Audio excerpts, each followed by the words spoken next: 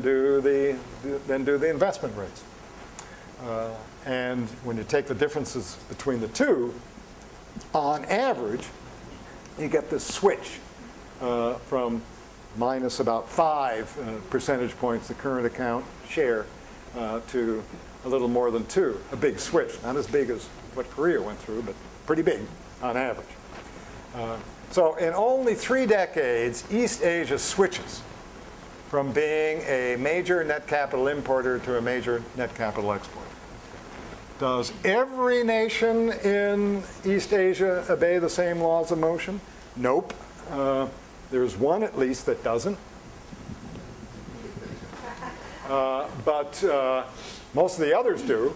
Have they been buffeted by shock? Yes. There was a little crisis in the 1990s and so on. But overall, the others obey pretty much the same laws of motion out there. And like South Korea, you do all the econometric work, and demographic forces are mattering a lot in terms of these views. Here's what the pattern looks like, which you probably can't read. And if you look at your handout, you probably can't read it. But the thicker line is the pattern of savings. So to the left, when their demography is with youth dependency, there is this saving shortfall, the skinny line being investment demand. So the saving shortfall, that shortfall begins to diminish, and it reaches a peak, and then it switches. So that on the right-hand side, where you have larger shares of mature adults in the system, written here is just simply the just the average ages in the economy. Then the savings dominates. So on this side, you're dependent on foreign capital. On that side, you're a net capital exporter, and that's what it shows down below. Down below, there's down below, which is the current account balance, which is just the difference between these two plotted on a different scale, as it turns out, so you can see it better. So you can identify at what age, on average, these countries ought to be going through the switch. Once you know that, you can predict which countries should have undergone the change and when, and it turns out to work out pretty well. Okay.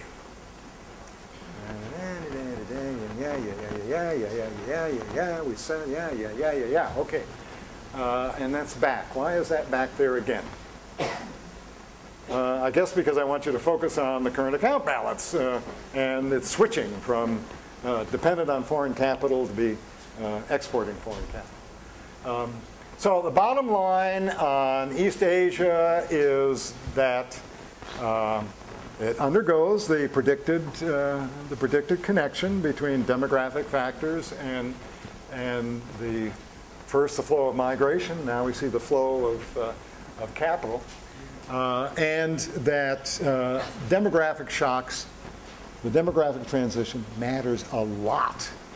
In fact, almost all of the switch in the patterns of net capital flows across borders is being driven by the switch in these demographic forces on average. Different countries, of course, will exhibit somewhat different behavior, and some will exhibit none, but on average, they do. So demography really matters in accounting for which phase you're in, whether you're a net capital importer or a net capital exporter in the story, at least in East Asia and at least in 19th century.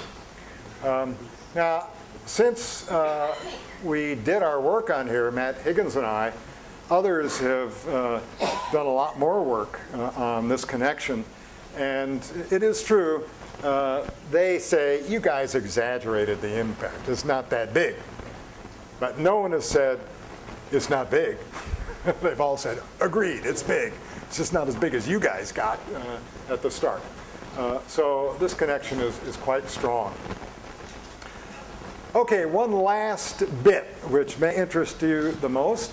I've got 13 and a half minutes to do this.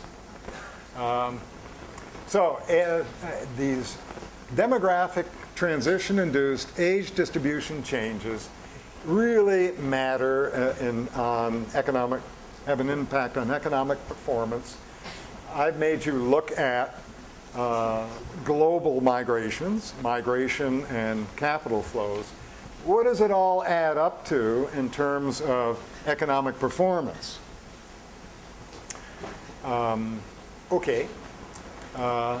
Others have asked this question and tried to seek answers in terms of the connection. So let's see how we can proceed. We know that the demographic transition will first have child dependency rates. That lowers the adult, the shares of the population that are working age. But as time goes on, it strengthens it. So you start off with this burden, this demographic burden, but eventually it becomes a gift as the youngsters age. Now, whether you exploit this gift or not, well, that's a separate issue. Turns out Asia has, at least most parts of Asia has, exploited the gift. The Middle East hasn't done so well. And I guess the Philippines hasn't done so well. But on average, it turns out to be the case. So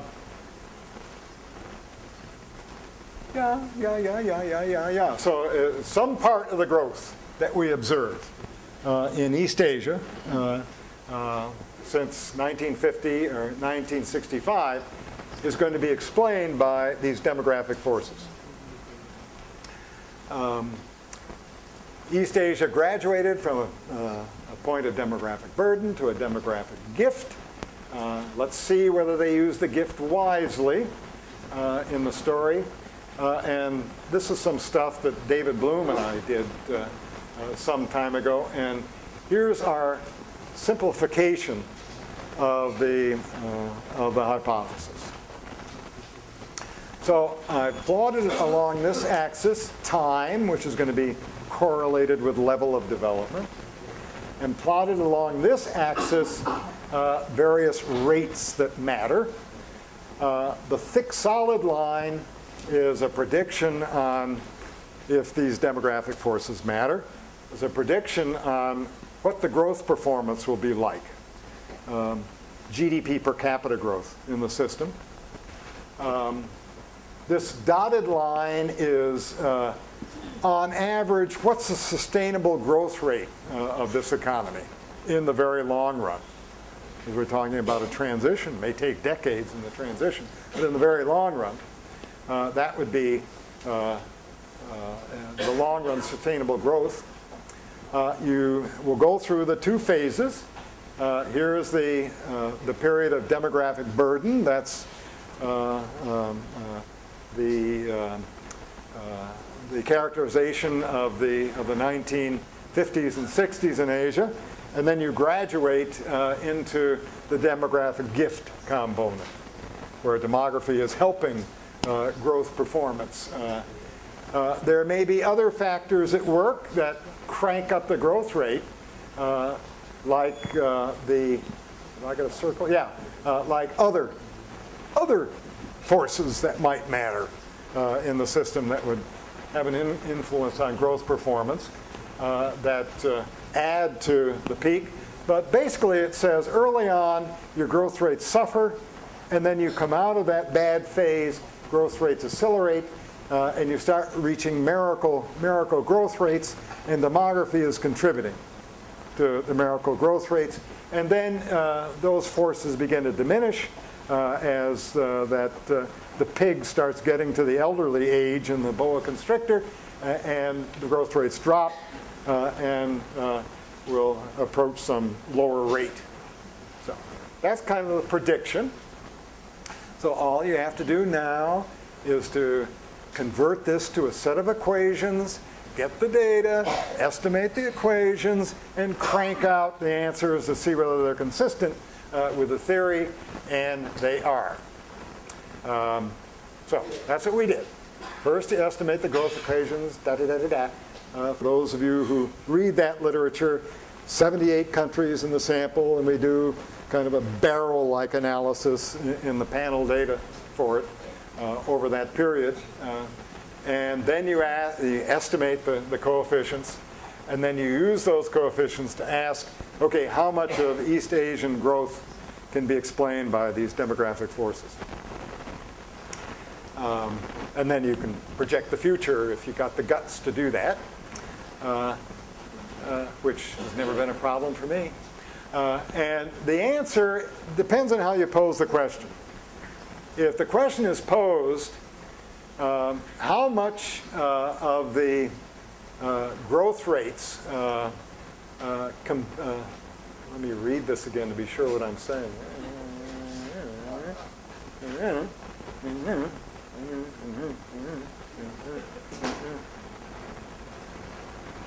Oh, okay. Excuse me. All right, so what I'm saying here is how much of the actual observed growth over this period in East Asia can be explained by the demographic factors? And the answer is about a third. That's the ratio. Almost 2 percentage points of the 6+ percentage points, which is the average growth performance in East Asia over this episode. Whoa, big number. 1/3 explained by the demographic forces. But maybe that's not the indicator we want. We want the growth rates relative to the long-run sustainable growth rate. What happens when you do that instead? Then you get the answer is the same 1.9 you had before, but now you're explaining the difference between the actual growth rate and the 2%, which is assumes sustainable growth rate, and then about half of the miracle is being driven by these demographic factors. So we can debate the model, we can debate the estimation, you can debate the econometrics. Those are really big effects, and any amount of tweaking and academic battles over this is not going to change that result, and it has not. That is, they are really big contributors to the total, which makes you want to stop and ask, the Philippines, have they exploited that gift like on average is true for East Asia? And the answer is, of course, no. And on Thursday, Jerry Seacott is going to tell you why. Why that is so. He will supply all the answers. But most of the countries have exploited. And it's no surprise, therefore, that when Paul Krugman wrote this article in 1994, which argued that, hey, they're not clever. That's not why they're getting these rapid growth rates. They're just saving a lot, and they got a lot of people working hard. Excuse me. Both of those are driven by demographic factors. Paul, did you pay attention? So it's no surprise Krugman would write that. But everybody paid attention to his article. They didn't pay any attention to our article. What's the problem? He got the Nobel Prize, you know? That's not fair. Well, he's clever. You know, you've got to admit he's a little cleverer than I am. And he's written lots of articles that are, anyway. Anyway, okay.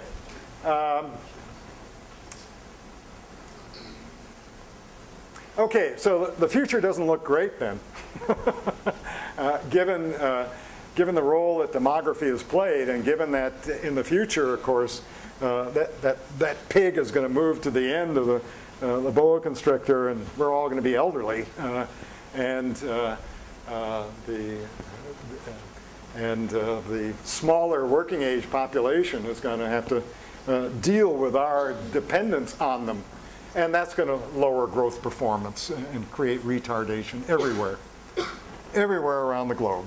In particular, apparently, for China, it's going to have a spectacular retardation. So the moral of this story this afternoon is demography really matters in the story. I think that was supposed to be the end. Oh, and then this gloomy footnote about the Philippines. But Jerry is going to tell us on Thursday how to change everything around. So there we are.